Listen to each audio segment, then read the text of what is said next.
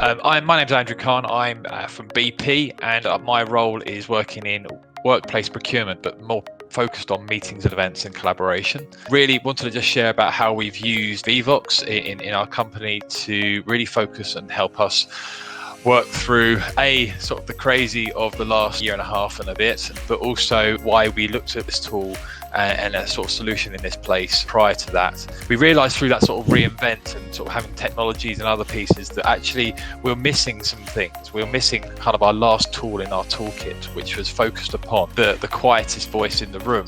We wanted to make sure that really the whole speak up culture was ramped up to be that much more driven, either through anonymity or through just asking those questions that you feel might be a silly question.